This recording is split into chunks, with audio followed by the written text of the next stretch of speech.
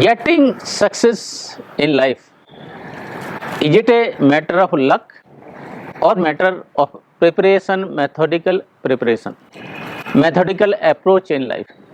दोस्तों, जो चीज़ें बाई चांस होती हैं, बाई लक होती हैं, बाई लॉटरी होती हैं, तो सक्सेस तो मिलती है हमको लाइफ में, लेकिन वो टिकी नहीं रहती है, एंड्योरिंग नहीं रहती है। होता क्या है कि लॉटरी वाले तरीके से अगर कुछ चीज़ें हमें मिल जाती हैं तो उस प्रोसेस में हमारा खुद का इम्प्रूवमेंट नहीं होता और हम उस पोजीशन को डिजर्व नहीं करते हैं, लेकिन मिल जाती है। दोस्तों, होता क्या है कि वो जब हम नॉन डिजर्विंगली किसी चीज़ को पा लेते हैं लाइफ में, तो हम लोग उसको सस्टेन नहीं कर पाते हैं। तो एक मेथडिकल तरीके से सफलता को कैसे अचीव किया जाए, लाइफ में सक्सेसफुल कैसे हो जाए, लाइफ में इफेक्टिव कैसे हुआ जाए, स्टीवन कोवे साहब ने बहुत बड़ा काम किया। दोस्तों, एक ऐसी बुक है जो सभी फॉर्च्यून 500 कंपनीज के जो भी टॉप लोग हैं, उनके सीईओज हैं, उनके जो टॉप रैंकिंग ऑफिशियल्स हैं, और इवन एनीवन एल्स, ऐसा कोई ही नहीं होगा शायद जिसने इस बुक को पढ़ा नहीं हो, अपनी लाइफ में उतारा नहीं हो। दोस्तों, तो जो हम आज बात करेंगे आप लोगों से, वो करेंगे 7 habits of highly effective people. ये जो है आज का टॉपिक, हम एक ओवरव्यू के बाद बात करेंगे। एक एरोप्लेन व्यू, हेलीकॉप्टर व्यू जैसा होता है कि एक जो छोटे छोटे जो कंसेप्ट हैं बुक में, लेकिन बहुत महत्वपूर्ण कंसेप्ट हैं, बहुत इंपॉर्टेंट कंसेप्ट हैं, उनको समझें दोस्तों, और उसको अपनी ज़िंदगी में उतारें, इम्प्लीमेंट करें। केवल पढ़ने से नहीं होगा दोस्तों, ज़िंदगी में खुद समझें और दूसरों को समझाएं। जब हम दूसरों को समझाते हैं तो चीज़ें हमारी समझ में बेहतर तरीके से आती हैं। तो जस्ट एक थोड़ा सा, जब हम इस बुक के बारे में, इसके बैकग्राउंड के बारे में जानना चाहते हैं, स्टीवन कोवे साहब हार्वर्ड यूनिवर्सिटी में मैनेजमेंट के प्रोफेसर थे। पीटर ड्रकर का काफ़ी असर था इनकी लाइफ में, कार्ल रॉजर, उनका भी काफ़ी असर था। तो उन्होंने सोचा कि ये लोग जो लाइफ में सक्सेसफुल हुए हैं, इफेक्टिव हुए हैं, तो पता किया जाए ये कैसे हो रहे हैं। होता क्या है दोस्तों, बहुत लंबे वक्त तक 3000 लोग जो लाइफ में हर एक फील्ड में, ऐसा नहीं ओनली कॉर्पोरेट वर्ल्ड में जो सक्सेस हुए थे, डिफरेंट फील्ड में जो लोग सक्सेसफुल हुए, इफेक्टिव हुए, जिन्होंने अपना नाम कमाया, इस दुनिया को, प्लानेट को बेहतर बनाया, ऐसे लोगों से मिले, उनका लाइफ स्टडी किया, उनको इंटरव्यू किया, और ये करने के बाद 3 साल तक एक एक चीज़ पर रिसर्च किया, तब जाके एक बुक फर्स्ट पब्लिश हुई अराउंड 1989 में। तो पहली जो चीज़ उन्होंने पाई अपने इसमें कि दोस्तों, जो इनिशियल लिटरेचर था पिछले 200 साल में से 150 साल का, अराउंड 1920 के आसपास तक, पूरा लिटरेचर, पूरी बुक्स, पूरी जो प्रोसेस थी, वो कैरेक्टर के बेस पर थी। इंसान कैसा होना चाहिए, उसके गुण कैसा होने चाहिए, और 1920 के बाद कैसा दिखता है इंसान, उसकी अपीयरेंस कैसी है, दैट इज पर्सनैलिटी एथिक। तो दोस्तों, तो first is character ethic and second part is personality ethic. अगर हम इसको थोड़ा सा डीप डाउन करते हैं कि सपोज एक बिल्डिंग है, वो बाहर से एक पेंट वेंट करके कैसी दिखती है, उतना फाउंडेशन की तरफ हम ध्यान नहीं देते हैं, वो है पर्सनैलिटी एथिक। जब हम चीज़ों के फाउंडेशन पर ध्यान देते हैं, that is called character ethic.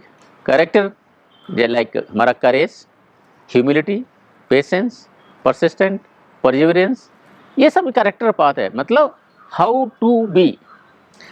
जो पर्सनैलिटी पार्ट है, how we should look like, किसी को इन्फ्लुएंस कैसे करें, किसी को इम्प्रेस कैसे करें, दिखें कैसे, हम कंडक्ट कैसे करें, कैसे बोलें। दोस्तों, जब तक कैरेक्टर नहीं होगा, हम कैसे भी दिखते रहें, जो भी चीज़ें होंगी लॉन्ग लास्टिंग नहीं होंगी। तो सबसे इम्पोर्टेंट चीज़ें हैं कि हम अपनी कैरेक्टर बिल्डिंग पे कैसे ध्यान दिया जाए। तो जो 7 हैबिट्स है, कैरेक्टर बिल्डिंग पे ध्यान देती है, बेसिक रूट पे ध्यान देती है, जड़ों पे ध्यान देती है, पर्सनैलिटी सेकंड पार्ट में आती है। तो first is important to character, हमारा जो कैरेक्टर बिल्डिंग होना चाहिए, चरित्र का निर्माण होना चाहिए। दूसरी एक जो इम्पोर्टेंट चीज़ डिस्कस करते हैं, पैराडाइम्स का दोस्तों डिस्कशन है इस बुक में। पैराडाइम मतलब हमारे मेंटल मैप हैं। किसी चीज़ों को मैं किसी एक तरीके से देख सकता हूँ, आप किसी दूसरे तरीके से देख सकते हैं, दोनों का नज़रिया अलग अलग हो सकता है। आप उसी चीज़ को सही मान सकते हैं, मैं गलत मान सकता हूँ, और वाइस वर्सा होता है। दोस्तों, कभी देखते होंगे हम जब ट्रैफिक में कोई बंदा बहुत रैश ड्राइविंग करके जा रहा है, हमको क्या लगता है कि he is very negligent rash driver. अगर हमको एक ही पल पता चलता है he has to attend to some medical emergency, वो एक डॉक्टर है, एक आईसीयू में पेशेंट है, तो हमारा देखने का तरीका बदल जाता है। तो दोस्तों, जो हमारे मेंटल मैप्स होते हैं वो हमारे परसेप्शन को डिसाइड करते हैं और वही पैराडाइम होता है। तो सबसे इम्पोर्टेंट है कि हम दूसरे की सूझ में कैसे अपने आप को रखें और उसकी जो सोच है उस सोच तक हम लोग कैसे पहुँचें। तो ये जो कंसेप्ट है पैराडाइम्स का, बहुत इंपॉर्टेंट कंसेप्ट है लाइफ में, कि हम समझें कैसे, हम दूसरे की पोजीशन पे कैसे आएँ। जो 360 की जो बात करते हैं हम लोग, हम अपने एंगल से उसके एंगल पे कैसे जाएँ। That is paradigm and shifting of paradigm to understand the other person, understand the other view point. हम लोग या सही या गलत के हिसाब से ही डिसाइड करते रहते हैं, सब बाइनरी के हिसाब से डिसाइड कर सकते रहते हैं, लेकिन ज़रूरी नहीं दोस्तों कि जो हम सोचते हैं वो सही है, दूसरा सोचता है वो गलत है। जब हम उसके सूझ में अपने आप को डाल के देखते हैं, हमें सही गलत का नज़रिया ही चेंज होता है दोस्तों। एक और जो इम्पोर्टेंट कंसेप्ट इस बुक में डिस्कस करते हैं, मैच्योरिटी कंटिन्यूम। मतलब हम जब पैदा होते हैं, हमारा क्या एक डिपेंडेंस होता है। कोई भी जैसे एक बच्चा पैदा होता है, माँ के ऊपर सब चीज़ के लिए डिपेंडेंट होता है। Means you are suppose to take care of everything what I need to have in life. होता क्या है, जब हम डिपेंडेंट फेज से निकलते हैं तो इंडिपेंडेंस फेज की तरफ जाते हैं। हम अपने आप सब कुछ अपनी तरफ, I do this, I do this, I do this, that is independence phase दोस्त। एंड मोस्टली होता क्या है दोस्तों, लाइफ लॉन्ग हम इसी कंटिन्यूम में घूमते रहते हैं, इंडिपेंडेंस, डिपेंडेंट, डिपेंडेंस, इंडिपेंडेंस।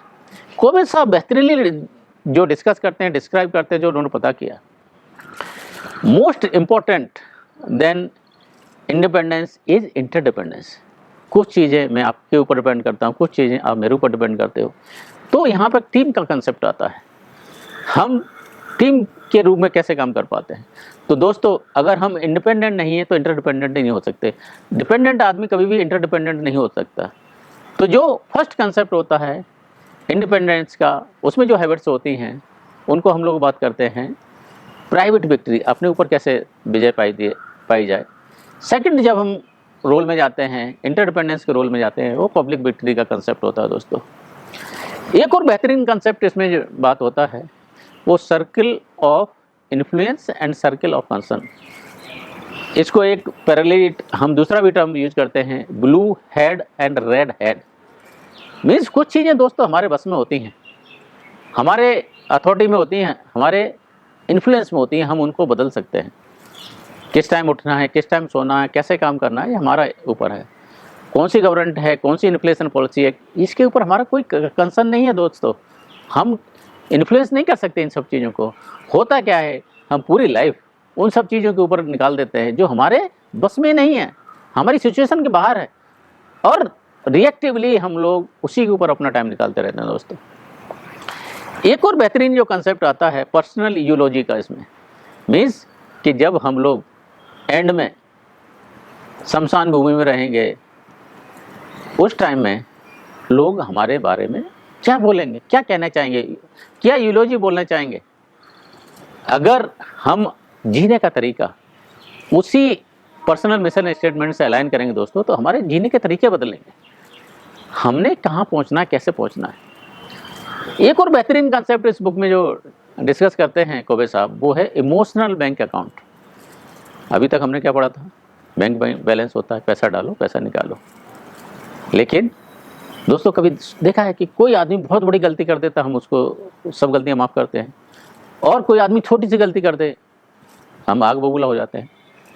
क्योंकि जिस बंदे ने गलती की, उसका इमोशनल बैंक अकाउंट हमारे पास इतना अच्छा था कि उसकी कुछ गलतियां भी माफ़ हो गई।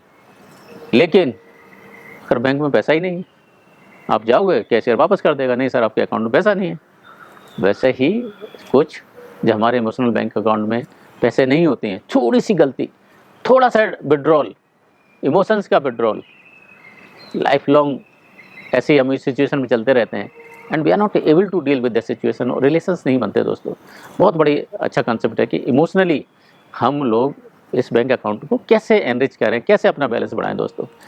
जब इमोशनल बैंक अकाउंट की बात करते हैं दोस्तों, कुछ तो प्रोसेस होती हैं, हम डिपॉजिट किए, विड्रॉल किए, लेकिन कुछ चीज़ें होती हैं ऐसा विड्रॉल मत करिए जैसे रिलेशनशिप में इंटीग्रिटी का होता है।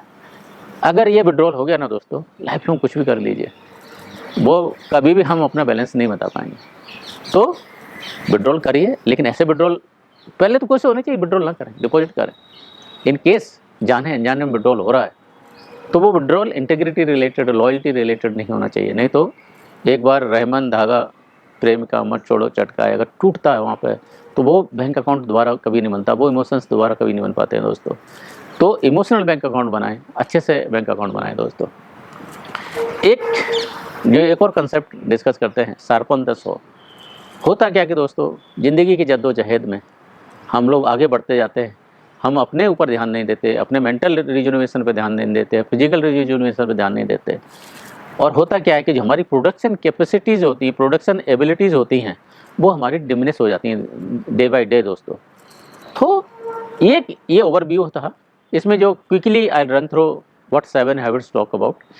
नेक्स्ट एपिसोड में हम लोग जब प्राइवेट विक्ट्री, पर्सनल विक्ट्री की बात करेंगे, private victory and public victory की जब बात करेंगे, शार्पन द सॉ की बात करेंगे, रिन्यूअल की बात करेंगे, तो वो एक अलग पार्ट रहेगा, बट ओवरव्यू हम यहाँ डिस्कस कर रहे हैं। तो फर्स्ट जो क्रिटिकल हैबिट आती है किसी की लाइफ में, प्रोएक्टिव होना। एक जब हमारे पास एडवर्स सिचुएशन में हम कैसे अपने आप को कंडक्ट करें, तो first thing is being proactive. Second thing, हमको लाइफ से चाहिए क्या, begin with and in mind. हमारा मिशन स्टेटमेंट क्या होगा। Third, put first thing first, life की प्रायोरिटीज़ क्या है हमारी, तो ये हमारे प्राइवेट विक्ट्रीज़ में आती हैं। पब्लिक विक्ट्रीज़ में जब हम टीम के तरह काम करते हैं, मैं केवल अपने बारे में सोचूंगा, दूसरे के बारे में नहीं सोचूंगा, तो टीम में नहीं कर पाएंगे। तो कंसेप्ट होता है थिंक विन विन। जो नेक्स्ट हैबिट आती है इफेक्टिव लोगों की, वो आती है कि first understand then to be understood. होता क्या है कि हम अपना एजेंडा लेके चलते रहते हैं, अपने बारे में सोचते रहते हैं, दूसरे को सोचते नहीं रहते, फिर हम बोलते हैं दूसरे लोग हमको समझते नहीं हैं दोस्तों। कोशिश ये करनी चाहिए कि दूसरे को बहुत एम्पैथेटिक लिसनिंग के साथ, दिल के साथ समझें, सोचें उस इंसान के बारे में। जो पब्लिक विक्ट्री की लास्ट हैबिट आती है वो सिनर्जी आती है कि when we are working as a team, तो हमारा जो पार्ट्स है वो उसका जो सम आता है वो ग्रेटर देन पार्ट्स रहना चाहिए।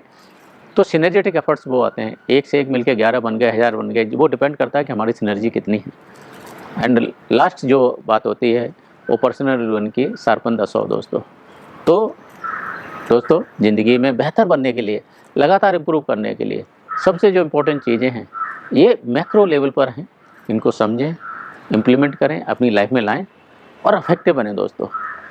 With this I take your leave, but sincere request, just एक भी हैबिट अगर आपने लेके आनी है लाइफ में तो प्रोएक्टिवनेस का पहले लेके आएँ। Rest all everything you can imbibe in life. If you are not proactive, बाद बाकी कोई हैबिट लेके आइए, लाइफ सक्सेसफुल नहीं होगी, लाइफ इफेक्टिव नहीं होगी।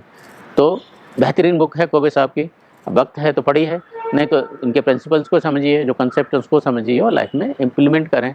आई take your leave, but with a sincere request, if you find what we say makes sense to you, please recommend to others, like it, share it, subscribe it.